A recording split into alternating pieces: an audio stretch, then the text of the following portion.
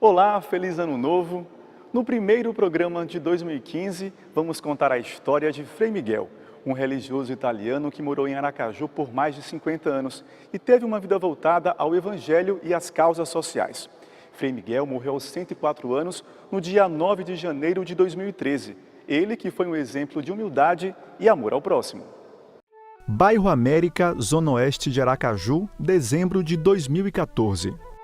Bairro América, anos 30 do século passado, um lugar pouco povoado na capital de Sergipe. Aracaju ele vinha até ali o Praça da Bandeira, Hospital Cirurgia, e de lá para cá só vinha para essa área a cavalo ou a pé.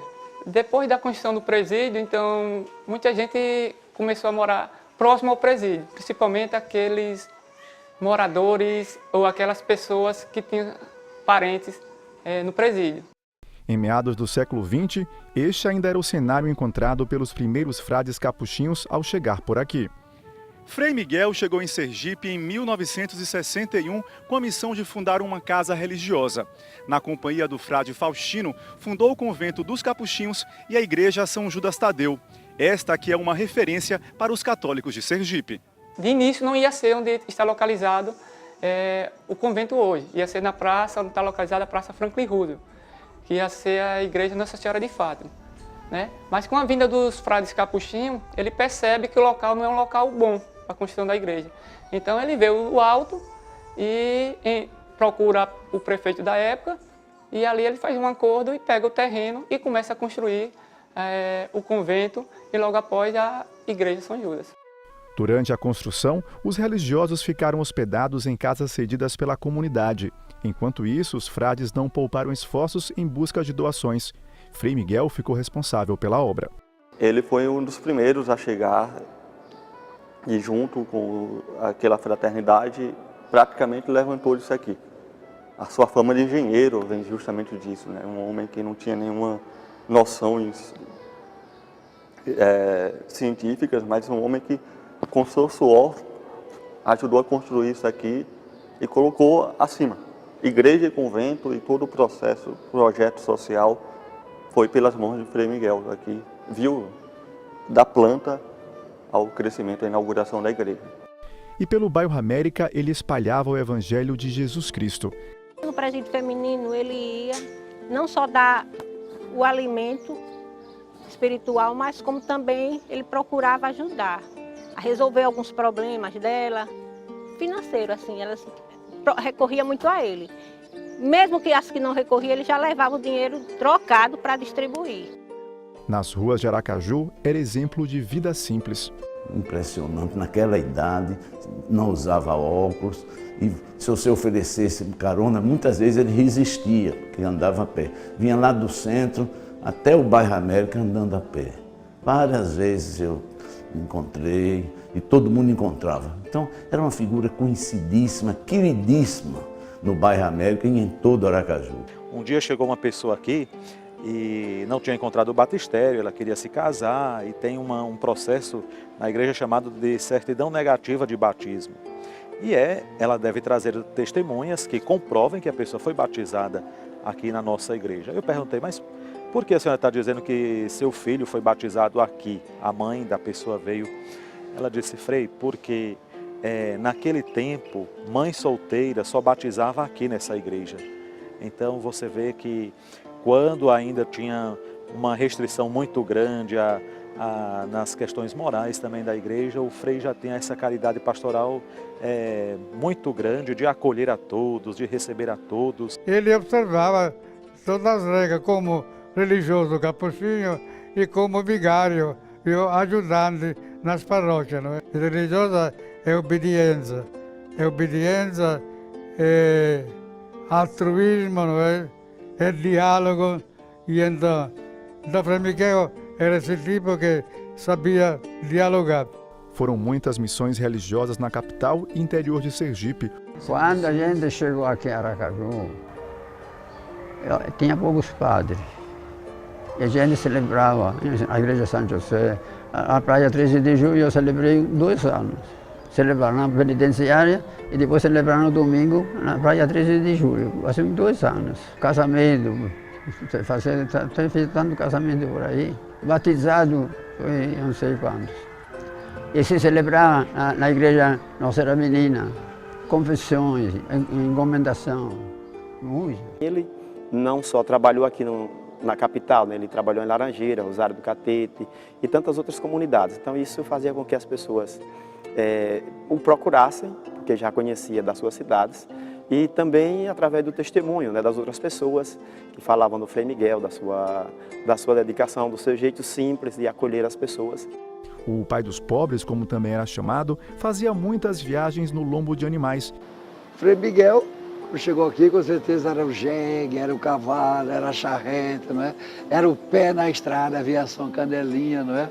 Aí mostra quando a pessoa, de fato, tem na radicalidade da alma a opção de Deus e a resposta ao chamado de Deus para a missão.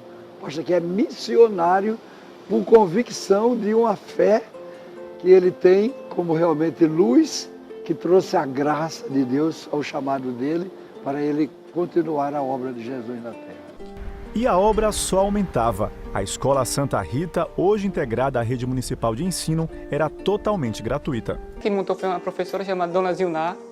Ela pega uma sala, na verdade um espaço no mercado e começa a dar aula àquelas crianças carentes.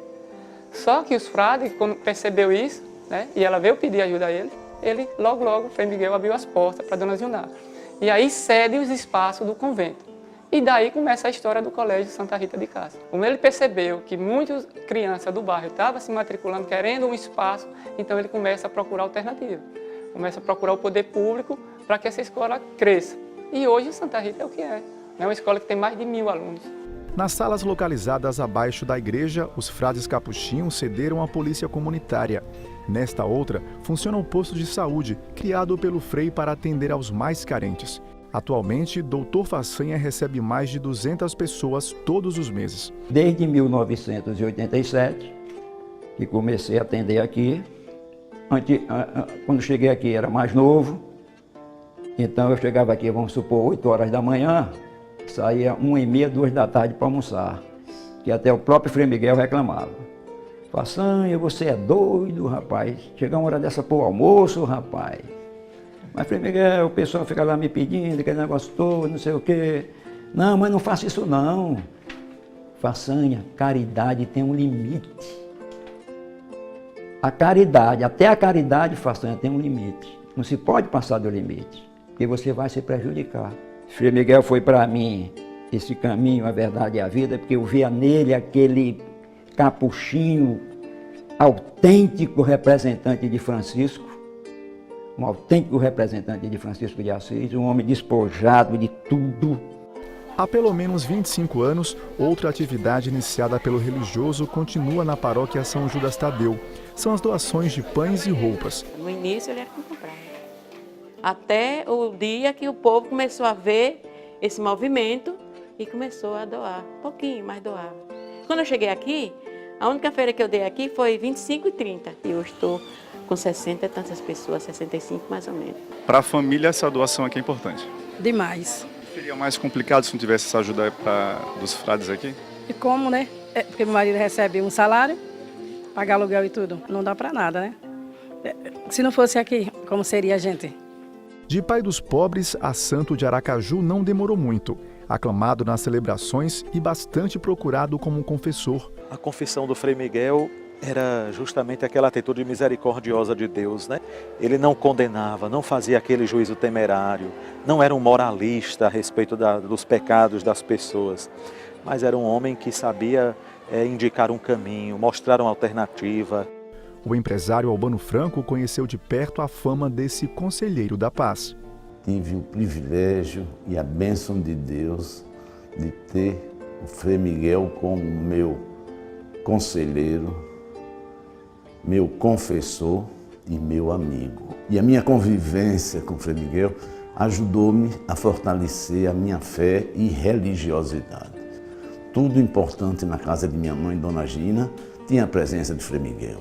Meu pai também, Dr. Augusto, tinha uma grande amizade por Frei Miguel, inclusive coisas importantes tanto na usina como em Aracaju, nós contávamos com a santa presença de Frei Miguel. E todos queriam ter os filhos batizados por ele. Nos registros da paróquia constam mais de 70 mil realizados pelo Frei Miguel. O jornalista Ítalo Lucas resgatou essa história em um documentário. Batizado, casamento, né? Mas nessas casas não entrei em lugar nenhum, só caminhando na rua. Só pela rua? É. Mas a intimidade se torna presente. Me encontra, bom dia, boa tarde, como vamos. Né? Se a pessoa diz, olha, eu admiro o senhor, eu nunca vi aquela pessoa, não sei qual. E tudo nasceu das entrevistas dele. Toda entrevista que a gente fazia com ele, toda conversa que a gente tinha, que ele contava desde tempos remotos, da Primeira Guerra Mundial, ele lá com os irmãos, histórias do pai, ele lembrava tudo isso ainda e contava pra gente até a vinda para a Bahia, depois a vinda para Sergipe. Todas essas histórias,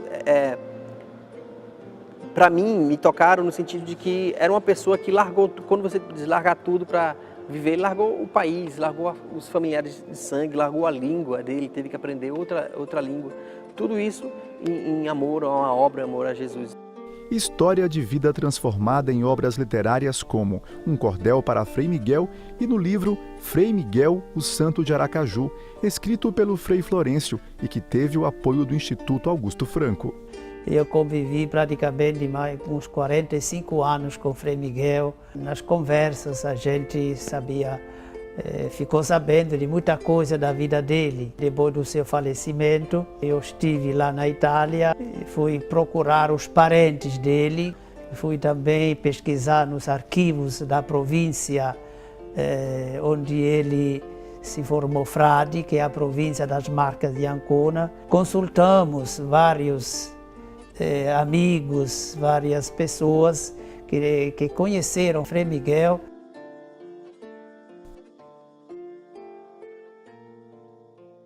E no próximo bloco vamos mostrar que a espiritualidade de Frei Miguel pode levá-lo aos altares da Igreja Católica. É só um minuto, não saia daí.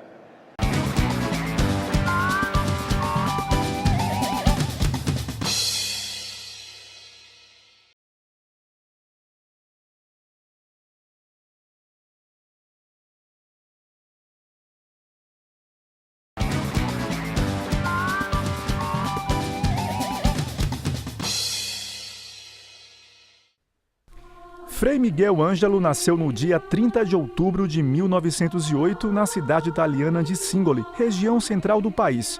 Aos 12 anos de idade entrou no convento e em 1934 celebrou a primeira missa. No dia 18 de outubro de 1935 deixou a Itália e 10 dias depois, no dia de São Judas Tadeu, já estava na Bahia. Na década de 40, Frei Miguel foi enviado a uma paróquia na cidade de Jaguaquara, interior da Bahia. E lá era uma cidade assim muito marcada de conflitos entre católicos e protestantes. E o Frei Miguel conseguiu que o coral da igreja protestante fosse cantar a missa de Nossa Senhora, que é um dos entraves da igreja protestante, é justamente com a pessoa de Maria. Em Aracaju, onde está a grande obra do religioso, lançou sementes de fé e não ficava um dia sem a Santa Missa. Mesmo no hospital e aqui em casa, e às vezes a gente pensa que é um delírio, né, da doença tudo, mas ele, como se ele fazia o gesto, como se ele estivesse celebrando uma missa. Né? O Dr. Facen também acompanhou muitos fatos assim, né? Que ele chamou a gente algumas vezes e reuniu. Não, você vai fazer a leitura, o outro vai fazer o salmo, você proclama o evangelho e eu consagro. Então ele celebrava a missa, mesmo ali, né, no leito. Ele exerceu o seu ministério de sacerdote até o fim. Um desses momentos acompanhei no aniversário de 104 anos. Mesmo com a saúde abalada em função da idade, o franciscano acompanha tudo numa cadeira de rodas. Não se rende ao cansaço. Uma história de vida que jamais será esquecida. Até os 100 anos, o frade visitava hospitais, celebrava missas e dava bênçãos fora da paróquia. Mas um acidente vascular cerebral deixou-o com a saúde fragilizada. Foi então que ocorreram muitos fatos curiosos. Fui lá na mesa, peguei a xícara, trouxe, mostrei para ele. Falei, Mimi, ó o cafezinho, vamos tomar? Aí ele foi e disse assim, o que é que ele faz aqui? Aí eu fiz isso assim. Disse, não, Frei Miguel, aqui não tem ninguém não. aqui só tem eu e o senhor. Aí peguei a xícara, voltei e botei na mesa. Aí voltei de novo. Frei Miguel, o café está aqui. Ele disse, eu quero saber o que ele faz aqui. O que é que ele está fazendo aqui. Diga para mim quem é que está aqui. Ele olhou para mim, fixo. Aí disse, Francisco de Assis. Eu disse, quem, Frei Miguel? Francisco de Assis. Aí olhou para mim, fez o sinal da cruz, me benzeu. Aí começou a puxar para se levantar. Numa das vezes que ele estava lá internado ainda no Primavera, eu cheguei para ele e disse, Frei Miguel, me diga uma coisa. Aquele dia que aconteceu isso, eu expliquei de novo. O senhor disse que tinha uma pessoa, quem era ele, e o senhor me respondeu que era Francisco de Assis. Aquilo é verdade, foi verídico. Ele olhou assim para mim. Foi sim. No dia 9 de janeiro de 2013, o Frei Miguel encerrou a missão aqui na Terra. O túmulo de Frei Miguel é um local bastante visitado pelos fiéis católicos. Aqui eles fazem orações e trazem pedidos para o religioso que sempre foi conhecido como Santo de Aracaju. Bem ao lado encontramos o livro de depoimentos. Aqui existem vários relatos de curas que tiveram a intercessão do Frei Miguel. Procurei 2 dentistas, mas não podia extrair porque a diabetes estava mais de 300. E quando eu relato essas coisas, me dá até vontade de chorar. Porque eu estava cuidando da cozinha e quando eu senti aquele sono enorme, aí fui e me deitei. Como que eu entrei num sonho e eu via uma mão pegar assim.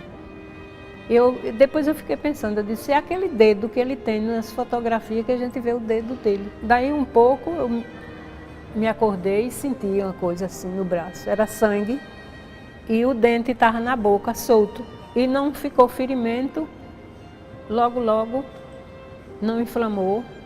E para mim foi um grande milagre. E eu acho que foi Frei Miguel, porque eu digo, os dentistas não querem extrair meus dentes, não querem extrair por causa da minha diabetes. Então eu vou ter que pedir agora a Frei Miguel para interceder a Jesus Cristo para ver se E esse dente saiu da minha boca, e eu tenho o dente guardado. Gustavo da Silva atribui a Frei Miguel a cura do primo que estava na UTI entre a vida e a morte. Uma semana antes dele sofrer o acidente, o pai tinha morrido num acidente de automobilístico. Uma semana depois, ele, numa moto, foi pegar um sanduíche sem capacete, outra moto empinou e se chocou as 2 motos. Ele teve traumatismo craniano, ficou entre a vida e a morte. Nessa mesma época, um colega de trabalho me deu um folheto de Frei Miguel. Então, todo dia de manhã, antes de entrar no trabalho, eu pegava e fazia minhas orações baseado no folheto e pedia com muita fé. E, por estar desenganado, aos poucos, não só por minha oração, mas a oração de toda a família, Diego conseguiu sair do coma. E hoje vive normal, e o mais impressionante é que ficou sem sequela alguma. Né? Logo após a passagem dele para os braços de Deus, né? Então surgiu a ideia de começar a trabalhar para lançar o processo de servo de Deus, depois de beatificação. Né? Então, os capuchinhos conversaram com a gente e eu fiquei muito feliz da vida. Né? O processo começa a partir do 5º ano do falecimento da pessoa. Aí depois milhares de processos estão lá. Então, vai chegar a vez dele. Se vai ser em 2 anos, 3, 4, ou 5, depois dos 5 anos, não sei, né? Porque lá tem toda uma comissão, né, de cardeais, de bispos, de padres, de jeito, né? Capaz de ir discernindo e fazendo caminhar os processos. Né? Todas as pessoas que falam sobre Frei Miguel adoravam Frei Miguel, vibravam com Frei Miguel. Aquele abraço afetuoso, simples, com aquela batina simples, com aquela apercata dele. Viu? Então, realmente, Frei Miguel marcou a presença da ordem religiosa dele aqui em Aracaju, valorizando, inclusive, a questão da Igreja dos Capuchinhos. O bairro América tornou-se outra coisa depois de Frei Miguel. A túnica e outras peças que pertenceram a ele estão guardadas. Em breve serão expostas em um memorial. A gente está com esse projeto memorial justamente para isso. Não esquecer a memória, não tirar da memória do bairro América de Aracaju a presença de Frei Miguel e dar passos significativos para o processo de beatificação que há de vir por aí. Exemplo de doação ao próximo, humildade e fé. Frei Miguel, construtor de templos, restaurador de almas, um religioso considerado santo não pelas grandes obras, mas por amar sem medida.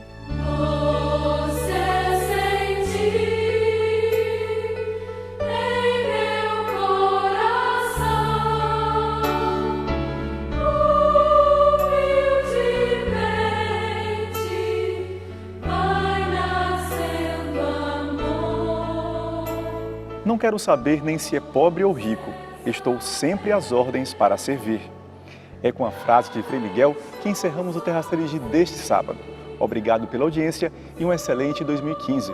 O nosso próximo encontro é no sábado que vem. Até lá!